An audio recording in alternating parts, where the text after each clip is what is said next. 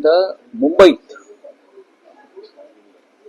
शिवसेना भाजपला जागा देते. शिवसेना काय पाळी आली आहे की स्वतःला शिवसेना म्हणजे अमित शहाची शिवसेना म्हणून घेणाऱ्यांना भारतीय जनता पक्षाच्या दारात जागा मागायला उभं राहावं लागतं आणि त्यांनी दिलेल्या फेकलेल्या जागांवर यांना निवडणूक लढवायची ही यांची शिवसेना. यापूर्वी 60 वर्षाच्या इतिहासामध्ये शिवसेना कधी कोणाच्या दारात जाऊन उभी राहिली नाही मुंबईत. पण एकनाथ शिंदे यांचा गट जे स्वतःला शिवसेना वगैरे म्हणून घेतात ते युती व्हावी म्हणून त्यांचे मालक अमित शहाच्या दारात गेले आणि आता भारतीय जनता पक्षाने त्यांना जागा दिली. लढा. हे हास्यास्पद, धक्कादायक आणि लाजिरवाण आहे.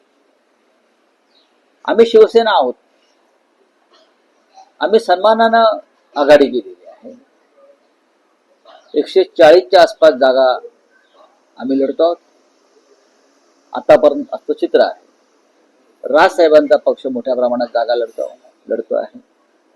राष्ट्रवादीला आम्ही जागा देतो. आता एकनाथ शिंदे यांची शिवसेना खरी जी भारतीय जनता पक्षाने दिलेल्या जागांवर लढते ही अजून कायचा विचार जनता नक्की करेल. पण मला खूप आश्चर्य वाटलं आणि मला वाईटही वाटलं की शिवसेना म्हणून मिरवणारे लोक भारतीय जनता पक्षानं फेकलेल्या जागांवर लढतायत. जी शिवसेना आतापर्यंत भाजपला जागा देत होती, बीजेपीला जागा देत होती, शिवसेनेच्या मर्जीनं युती होत होती, तिथे एकनाथ शिंदेसारखे लोक लाचार मराठी माणसाचं दर्शन घडवत आहेत. हे मराठी माणसाचं दुर्दैव आहे. पण राऊतसाहेब, आतापर्यंत असं बघितलं की 2017ची जर आपण आकडेवारी बघितली तर 84 जागा त्यावेळेस शिवसेना जिंकली होती आणि 82 जागा भाजप जिंकली. शिंदे शिवसेनेची अपेक्षा होती की साधारण 100च्या वर 100+ जागा मिळाव्यात म्हणजे स्वतःच्या हिमतीवर नाही, त्यांनी द्याव्यात. म्हणजे त्यांनी मागणी केली आम्हाला द्या, असं द्या, आम्हाला द्या. पण त्या 100+ जागांची ही मागणी भाजपनं पूर्ण केली नाही. 90 जागांवर शिंदे शिवसेनेला समाधान मागावं लागलं. एक लक्षात घ्या, जेव्हा तुम्ही 2017ची गोष्ट करताय तेव्हाही भारतीय जनता पक्षाची जी काही भूमिका होती ती फेटाळून आम्ही स्वतंत्रपणे लढलो. याला स्वाभिमान म्हणतात. जेव्हा भारतीय जनता पक्षाने अशा प्रकारच्या भूमिका घेतल्या आढळतट्टूपणाच्या, तेव्हा शिवसेना स्वाभिमानानं बाजूला होऊन स्वतःच्या बळावर लढली, पण लाचारी पत्करली नाही. जेव्हा दिलेला शब्द भाजपनं पाळला नाही आणि पाठीत खंजीर खुपसण्याचा प्रयत्न केला, तेव्हा आम्ही स्वतःहून बाजूला झालो स्वाभिमानानं आणि आम्ही आमचं राजकारण केलं. आम्ही ना दिल्लीत जाऊन बसलो अमित शहाच्या दारात किंवा मोदींच्या दारात गवतावर बसून सफेद पॅन्टीला गवत लावून आम्ही परत मुंबईत आलो नाही. आम्ही लढलो, जे काय असेल त्या ताकदीनं लढलो आणि महाराष्ट्राचा स्वाभिमान आम्ही कायम ठेवला. पण आता चित्र फार वेगळं दिसतं. ताबडतोब त्यांनी स्वतःला शिवसेना म्हणून घेणं बंद केलं पाहिजे. ही शिवसेना नाहीये. उद्धव ठाकरे यांच्या नेतृत्वाखालची शिवसेना खरी आहे. पण राऊतसाहेब, ठाण्यामध्ये एकनाथ शिंदेचा भाजपनं मान राखलेला दिसतो आहे. ठाण्यामध्ये सर्वाधिक जागा म्हणजे साधारण मी मुंबईच्या राजधानीची गोष्ट, महाराष्ट्राच्या राजधानीची गोष्ट करतो बरं का. मालेगावला काय झालं, अमुक काय झालं, मीरा भाईंदरला काय, त्याच्याशी मी नंतर बोलू.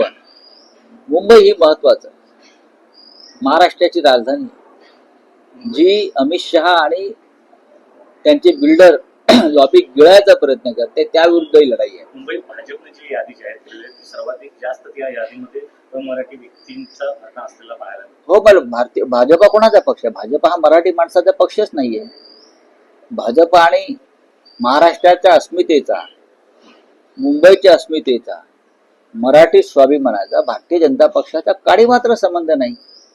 त्याच्यामुळे त्यांच्या यादीमध्ये परप्रांतीयांचा भरणा असेल तर त्यात आश्चर्य वाटण्यासारखं काय? आपल्याकडून उमेदवारी जाहीर केल्यानंतर बरेचसे नाराजी देखील होताना पाहायला मिळते. वरळीमध्ये थेट उद्धव ठाकरे यांना मध्यस्थी करावी लागली, तिथल्या नाराजांना बोलवून ते होत असतं ना, असं होत असते. एकापेक्षा जास्त इच्छुक असले काही ठिकाणी तर सर्वच पक्षांमध्ये ही अशा प्रकारचं वातावरण असतं. ते आता उद्या संध्याकाळपर्यंत पूर्णपणे निवळून जाईल. रावसाहेब, पुण्यात आणि पिंपरी चिंचवडमध्ये दोन्ही एनसीपी एकत्र आहेत. त्यांचं मी स्वागत करतो. या पलीकडे माझ्याकडे शब्द नाही. बऱ्याच नाही, ठिकाणी पण असं भाकीत वर्तवलं जात आहे की पुणे आणि पिंपरी चिंचवड दोन्ही एनसीपी एकत्र आहेत आणि महापालिका निकालानंतर महाराष्ट्राच्या राजकारणातही आणि देशाच्या राजकारणातही काही मोठे निर्णय दोन्ही एनसीपी मिळून घेऊन काय मोठा निर्णय असू शकतो? काय मोठा निर्णय म्हणजे असा काय मोठा निर्णय असू शरद शकतो? पवारांनी एनडीए बरोबर जाणत नाही. हा मी मोठा निर्णय मानत नाही. शरद पवारांनी हा मी एनडीए मोठा निर्णय मानतच नाही आहे. आणि पवार साहेब असं करतील असं मला वाटत नाही. पवार साहेबांची विचारसरणी पुरोगामी विचारांचे ते नेते आहेत. त्यांनी जी पुरोगामी विचारधारा आहे, शाहू फुले आंबेडकर आणि जात्यंत शक्ती विरुद्ध जी लढाई महाराष्ट्रानं कायम केली, त्याचे सध्याचे शिलेदार आणि नेतृत्व शरद पवारांकडे आहे. आणि आम्ही त्यांच्याकडे त्या दृष्टीनं पाहतो. त्याच्यामुळे असा वेडावाकडा विचारधारेविरुद्ध जाण्याचा निर्णय ते घेतील असं आम्हाला वाटत नाही त्यांच्या चाहत्यांना. पण राजकीय वर्तुळात अशी चर्चा आहे की यासाठी उद्योगपती गौतम अदानी मध्यस्थी करताय. गौतम अदानी म्हणजे महात्मा फुले नाहीयेत बरं का, किंवा संत गाडगे महाराज नाहीये. शरद पवारांच्या सगळ्याच उद्योगपतींशी संबंध आहेत प्रेमाचे, त्यातले एक अडाणी. हो गया, चलो. जानना चाहिए, कल बीजेपी ने बीएमसी चुनाव के लिए सीट शेयरिंग का ऐलान किया है, इसमें 137 जगह पे बीजेपी चुनाव लड़ रही है, वही शिवसेना 90 जगह पे चुनाव लड़ रही है. इस फैसले को कैसे एक समय अभी तक ऐसा होता था मुंबई और महाराष्ट्र में कि शिवसेना हमेशा बड़ा भाई रहा और शिवसेना बीजेपी को सीटें देती थी मुंबई में. लेकिन ये पहली बार हुआ है. अमित शाह की जो शिवसेना है, मैं अमित शाह जी की शिवसेना मानता हूं, उनको बीजेपी से सामने गिड़गिड़ा कर सीटें मांगनी पड़ रही है. ये शिवसेना नहीं है, उसे हम शिवसेना नहीं मानते. जो बीजेपी के सामने घुटने पर है कि हमें कुछ सीटें दीजिए, ऐसा शिवसेना के इतिहास में कभी हुआ नहीं. ये इसलिए हुआ है, बीजेपी के साथ जो शिवसेना है वो नकली है, वो अमित शाह की शिवसेना है, इसलिए हो रहा है. जब जब भारतीय जनता पक्षाने कोई ऐसी भूमिका ली है संघर्ष की, तो हमने उनको छोड़ दिया है, क्योंकि हम शिवसेना है. हम अकेले चुनाव में सामने गए, चाहे बीएमसी हो चाहे महाराष्ट्र का चुनाव, हमने अकेले चुनाव लड़ा, लेकिन बीजेपी के सामने कभी घुटने नहीं टेके. ये स्वाभिमान की बात है. महाराष्ट्र वही शिवसेना जिस प्रकार से दावा कर रही थी वो लगभग 100 सीट के ऊपर चुनाव लड़ेगी, लेकिन कहीं ना कहीं 90 सीट पे लाके शिवसेना को बांध दिया बीजेपी ने. कहीं ना कहीं बीजेपी के दबाव में शिवसेना काम कर रही है. ये रंडवे लोग हैं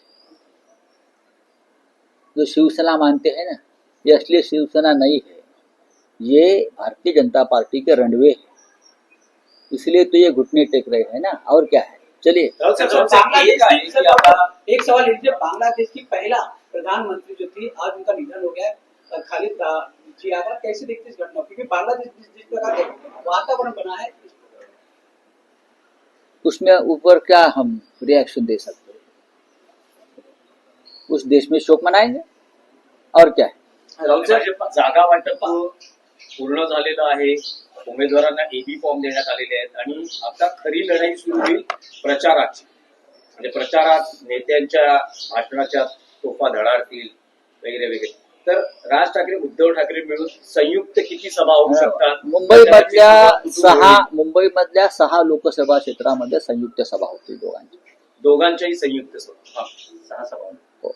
याशिवाय ठाण्यात होतील, कल्याण डोंबिवलीत होतील. त्या संदर्भात नियोजन सुरू आहे. धन्यवाद. एक सवाल प्रकार से प्रचार चुनाव जब शुरू हुआ, बीजेपी ने लगभग कई बड़े नेताओं का चुनाव प्रचार इसलिए स्टार्ट कैंपेन में, जैसे प्रधानमंत्री अमित शाह, यहाँ तक योगी पंतप्रधान येऊ आदित्यनाथ, शकतात. कई बड़े बड़े लोगों का नाम। कैसे देखते इस प्रचार सभा को? क्या जरूरत है मुंबई में मोदी जी को आने की? या यहाँ की बीजेपी, यहाँ के मुख्यमंत्री सक्षम नहीं है प्रचार के लिए? योगी आदित्यनाथ क्यों आ रहे हैं? क्या संबंध है? और भी राज्य के मुख्यमंत्री आएंगे। यहाँ आप माहौल खराब करना चाहते हैं। आज किसी ने कहा है कि मुंबई में सिर्फ जय श्री राम का नारा चलेगा। हम मानते हैं मुंबई में जय महाराष्ट्र का नारा चलेगा। यहाँ नारा चलेगा तो जय महाराष्ट्र, जय भवानी, जय शिवाजी, ये नारा मुंबई में चलेगा। समझा? ये योगी आदित्यनाथ वगैरह वगैरह लोगों को लाकर आप अपनी कमजोरी दिखा रहे हो। आपके पास ताकत नहीं है। आप हर प्रांत के मुख्यमंत्री को लाकर या मंत्रियों को लाकर यहाँ चुनाव लड़ना चाहते हैं।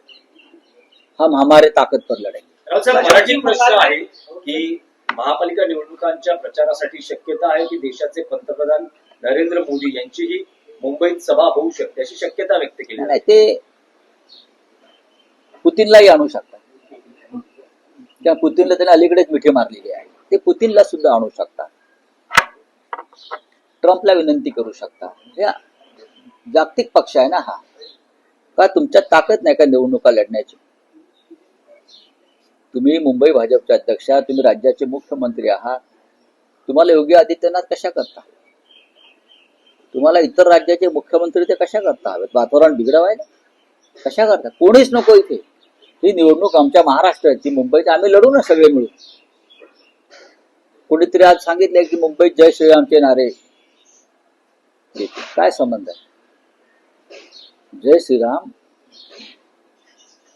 आमचे आदर्श आहे, पण मुंबईमध्ये नारा चालेल जय महाराष्ट्र. मुंबईमध्ये नारा गुंजेल जय भवानी, जय शिवाजी. याच्यापेक्षा मोठा नारा मुंबईत असू शकत नाही.